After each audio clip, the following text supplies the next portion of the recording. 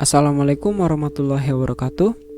Perkenalkan, nama saya Endidi Cahya Indirman dengan NIM F1B019088 dari kelompok 7. Di video ini saya akan menjalankan sebuah simulasi dari modul kedua yang berjudul pengukuran tahanan pentanahan pada praktikum pengukuran besaran listrik jurusan Teknik Elektro Fakultas Teknik Universitas Mataram tahun 2020. Sebelum kita menjalankan simulasi ini, saya akan menjelaskan terlebih dahulu secara umum apa itu sistem pentanahan. Sistem pentanahan adalah hubungan penghantar listrik yang menghubungkan sistem, peralatan maupun instalasi dengan bumi atau tanah, sehingga dapat mengamankan manusia dari sengatan listrik dan mengamankan komponen-komponen instalasi tersebut dari bahaya tegangan atau arus yang tidak normal. Pada rangkaian ini terdapat komponen yang bernama galvanometer, yang dimana galvanometer adalah alat ukur listrik yang digunakan untuk mengukur seberapa kuat arus yang bocor.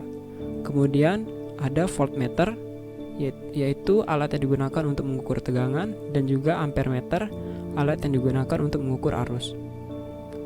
Pada rangkaian ini terdapat juga 3 buah switch, yakni switch 1 sampai dengan switch 3, yang dimana switch pada masing-masing switch ini kita akan memasukkan nilai tahanannya nanti dan mengukur seberapa besar kebocoran arus yang terukur pada galvanometer. Pada perintah simulasi ini, yakni ubahlah kondisi switch 1, 2, dan 3, kemudian carilah keseimbangan rangkaian jembatan dengan melihat pada galvanometer. Sebelum kita memasukkan nilainya, yakni pada data hasil yang telah diberikan pada asisten dosen yang sebelumnya pada ketentuan praktikum ini, kita akan mengubah dulu kondisi dari masing-masing switch ini untuk mengaktifkan nilai tahanannya, yakni dengan mengubah logika 0 menjadi 1 atau mengubah dari rangkaian terbuka ini menjadi rangkaian tertutup. Kemudian kita ubah juga nilai kapasitansinya menjadi 50 sesuai dengan ketentuan dari praktikum ini. Kita klik OK. Nah, kemudian kita aplikasikan ke switch kedua dan yang ketiga.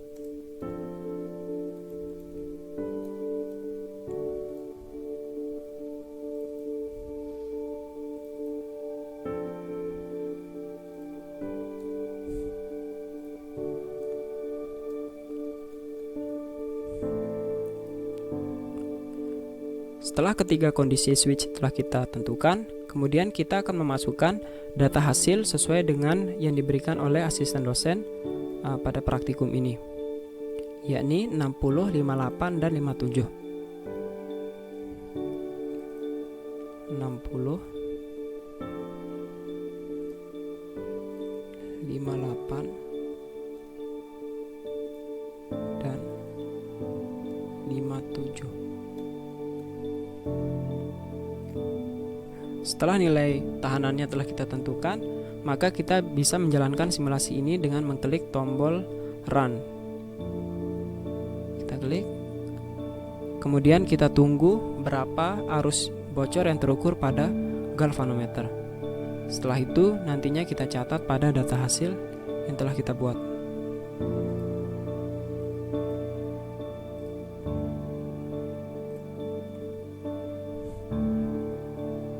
Nah, di sini bisa kita perhatikan pada galvanometer nilai arus bocor yang terukur yaitu 0,2488. Kita catat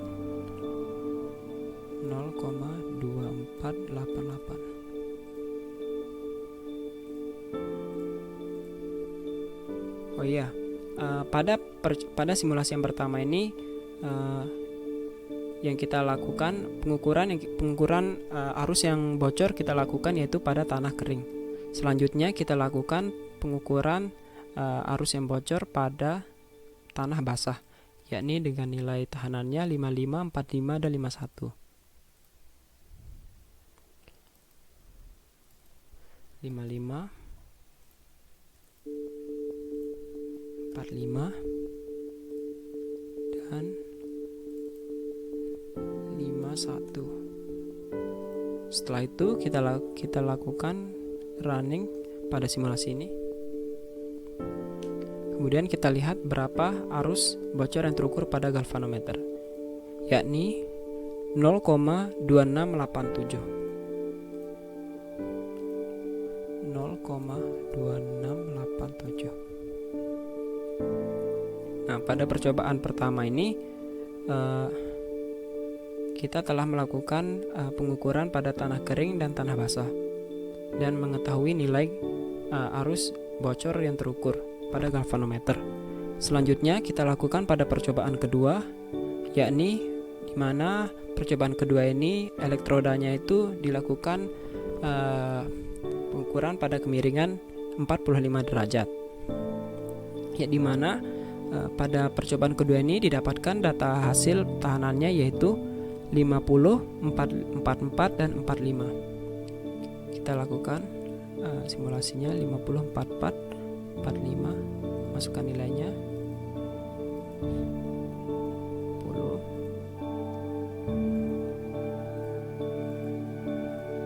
44, 45. Sip. Kita jalankan simulasinya.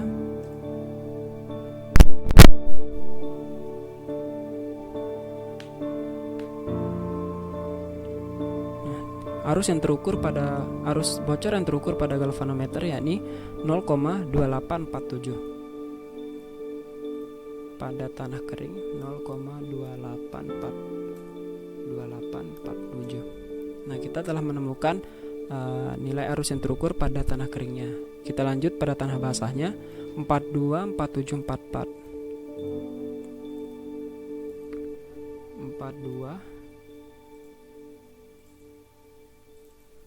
47,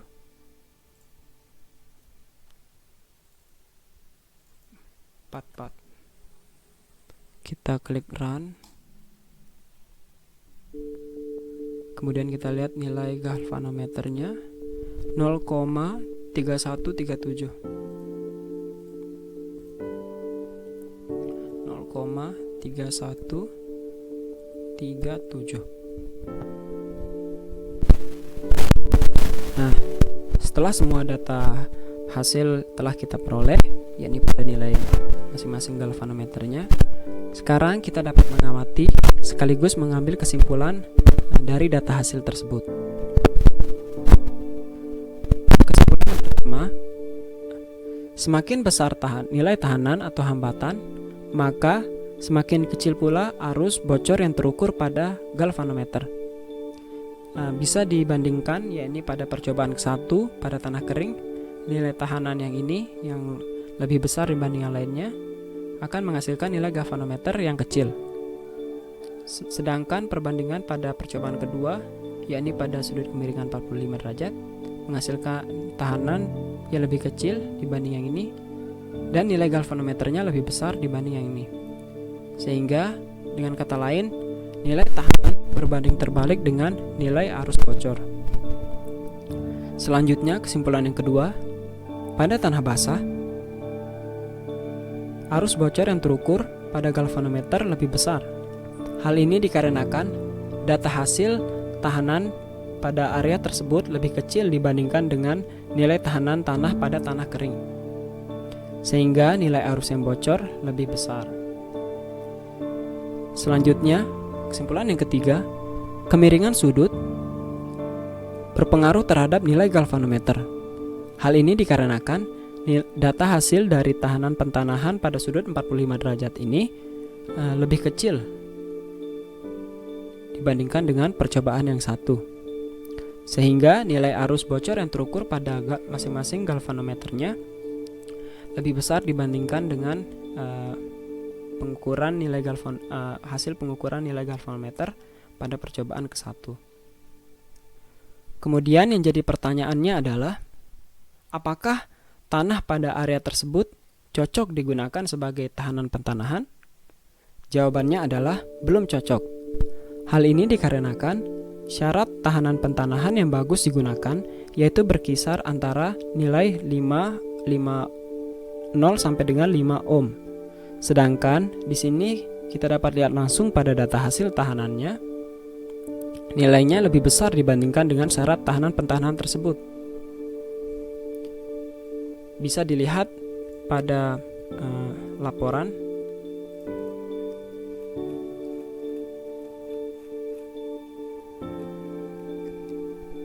yakni nilai standar yang mengacu pada persyaratan umum instalisasi listrik, yaitu kurang dari atau sama dengan 5 ohm.